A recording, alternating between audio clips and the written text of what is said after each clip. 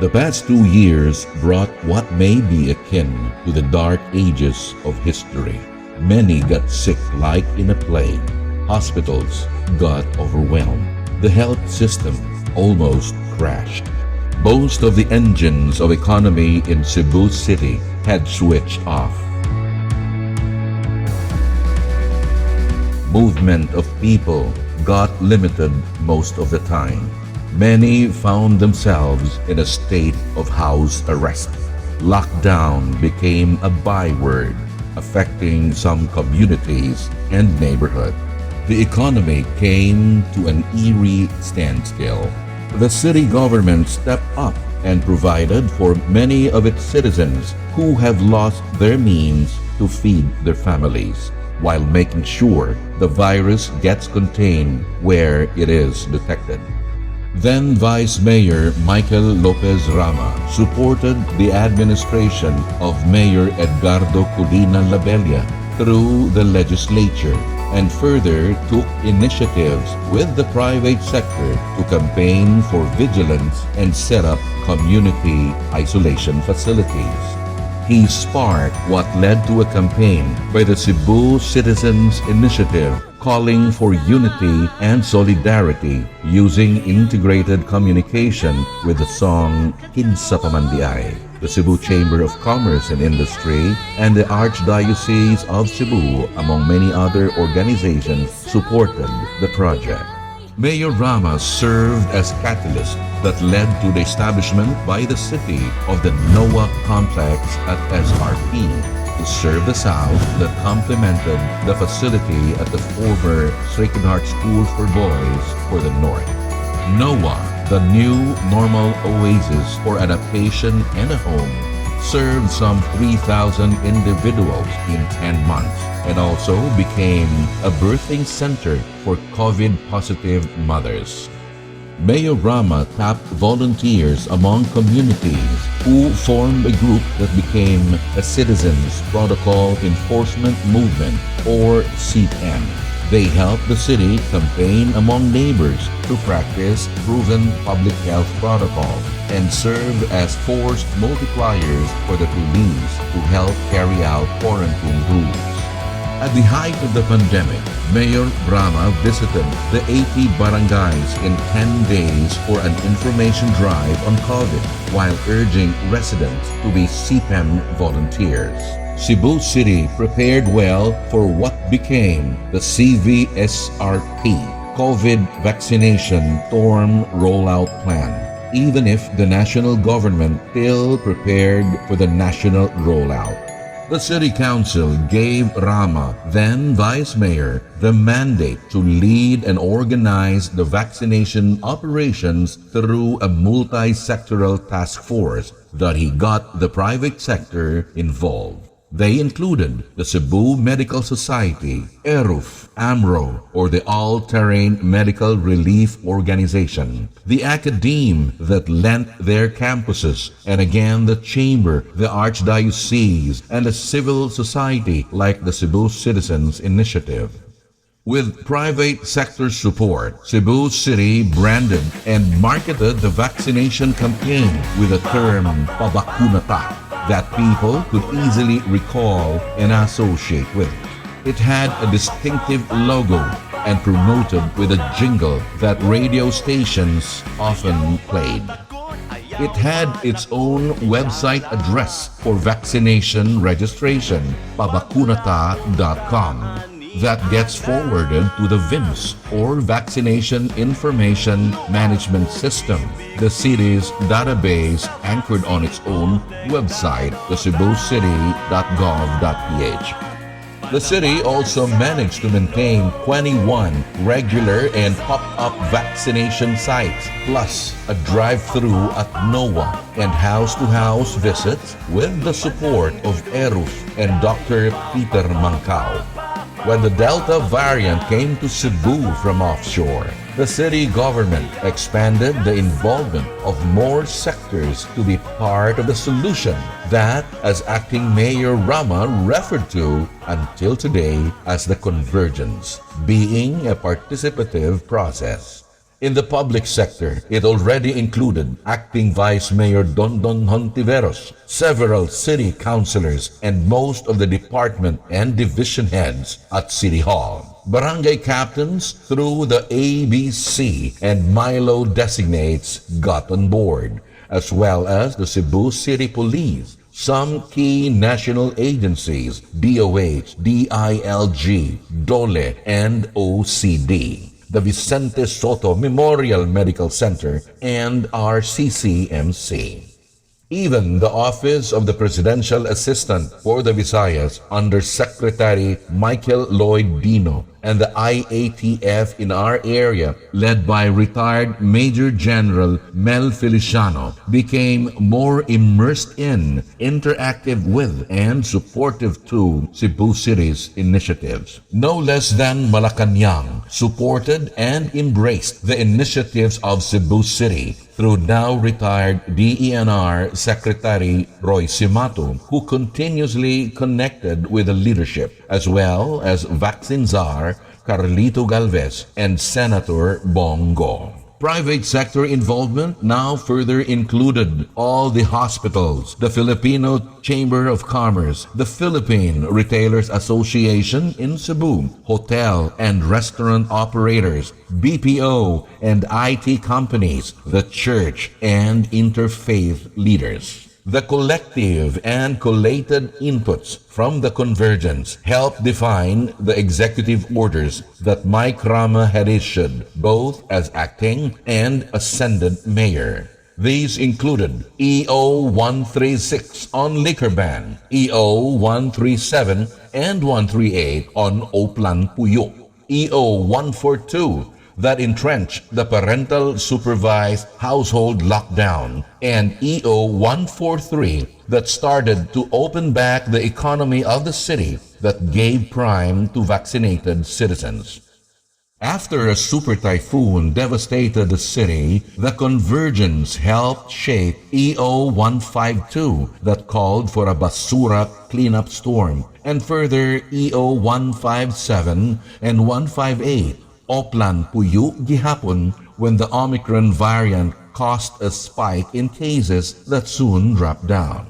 Meanwhile, Mayor Rama collaborated with OPAV Secretary Mike Dino, Cebu Governor Gwen Garcia, and the Tri-City Mayors for a united action as one Cebu Island.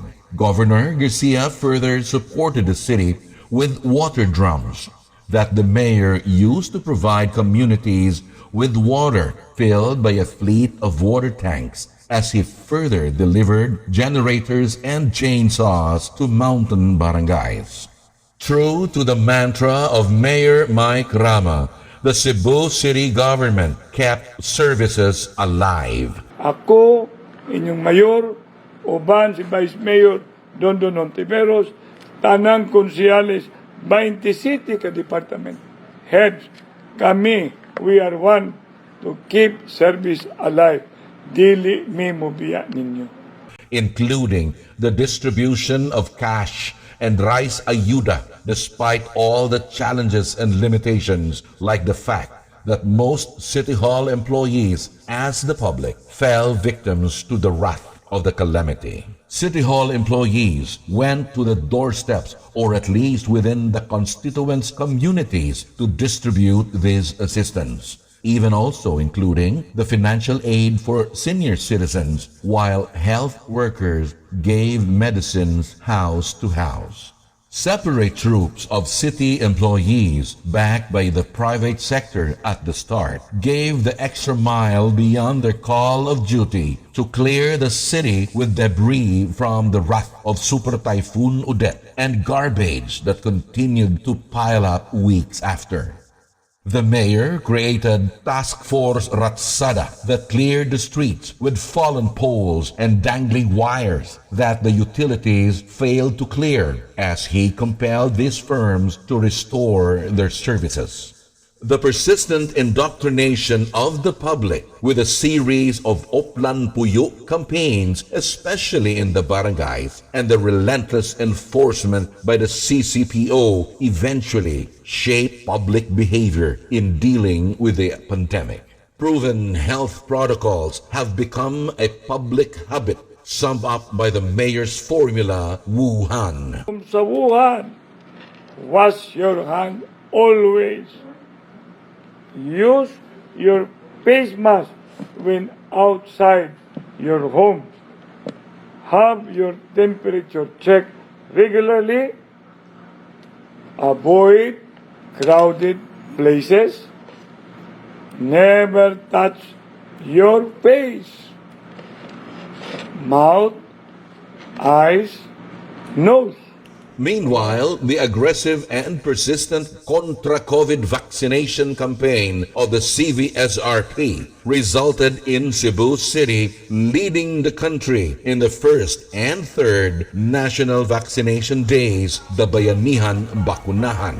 It missed the second because of Odette. Yet still, Cebu City takes pride of having been recognized as the top among all LGUs in the country of having the most citizens among its populace of having been vaccinated. Such feat is not only limited among the adult population but also the teenage bracket, 12 to 17 years old, and now the primary minors, 5 to 11. As of February 22, 2022, Cebu City far surpassed the target population of 720,000 to be vaccinated by over 111%, with some 803,000 already vaccinated. About 91% at almost 654,000 individuals have had their second dose, while over 95% at some 686,000 got their first dose so far. About 32,000 of them await their second dose. Meanwhile, over 88,000 adults got their booster shot so far. To date, almost 57,000 teenagers have been vaccinated, almost 35,000 of them fully vaccinated. Furthermore, in the first 4 days since the city started to vaccinate primary minors aged 5 to 11, more than 2,500 got their first dose, while almost 13,000 have so far registered. As the saying goes, figures never lie. Only liars cannot figure. The numbers show that Cebu City is already at the threshold of herd immunity, a feat that Mayor Rama credits the citizens for responding positively to his persistent calls. Mayor Rama extends his apologies to those who got compelled to have themselves vaccinated. He said he only meant well, looking after the well-being of the constituents. With herd immunity practically already achieved, the Cebu City government, with all its constituents and stakeholders, will now shift gear towards truly opening the economy. Gawas nun nakitang tanan, gani abli na tanan apan, amping lang kanunay as we rise up and move forward. Yet with freedom comes shared responsibility among all stakeholders and citizens. Ubantang tanan sa pag-amping but still adhering to proven health protocols. Still, the vaccination drive continues. Liberated from the bondage of the pandemic, Cebu City turns its energy towards a road to recovery, a blueprint developed from the inputs of the multi-sectoral convergence, a comprehensive recovery plan. It covers both the economy and public health, infrastructure, peace and order, governance, and food security are the areas under economy of the recovery plan, while basic social, healthcare, and public services are defined under health recovery. These include: Number 1, achieve herd immunity, liberation through massive vaccination. 2, liberate more the economy anchored on vaccination. 3, release of still pending financial assistance to 31 barangays. 4, move fast for the full payment and conclusion of the SRP loan. 5. Closure of any landfill existing or planned within Cebu City. 6. Convene a solid waste summit. 7. Convene traffic summit. 8. Push forward to finish the Cebu City Medical Center. 9. Ensure the realization of the BRT project. 10. Cure the JVA on the carbon market redevelopment. 11. Endeavor to add 2 more medium-rise buildings for socialized housing. 12.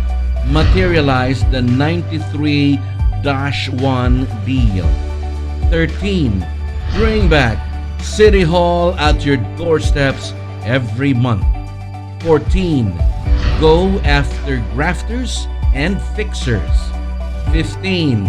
Further assist the police to be more motivated and efficient.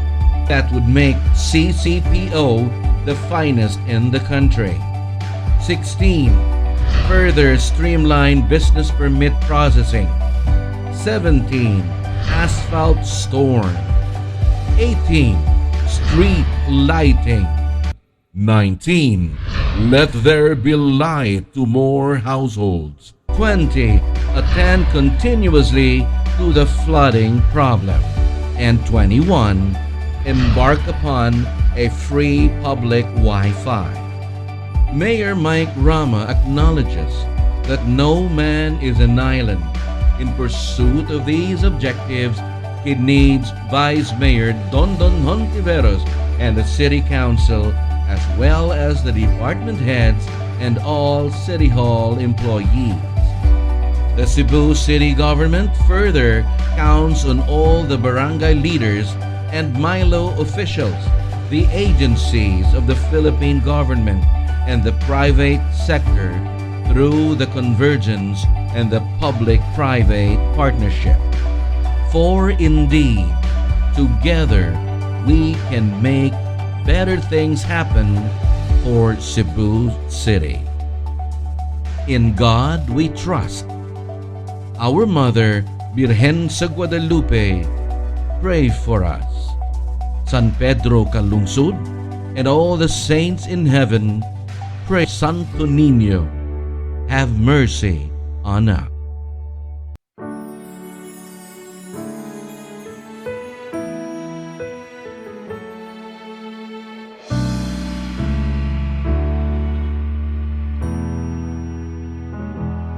Bangon ta, humaning tanan, nagsakit man o nagantos,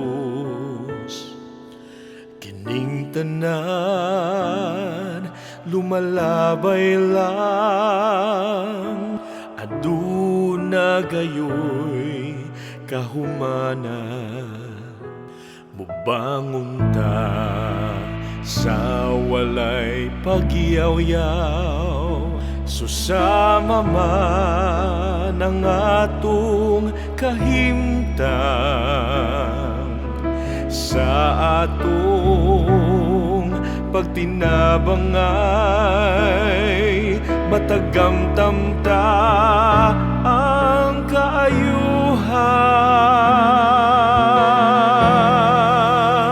Mubangon ta,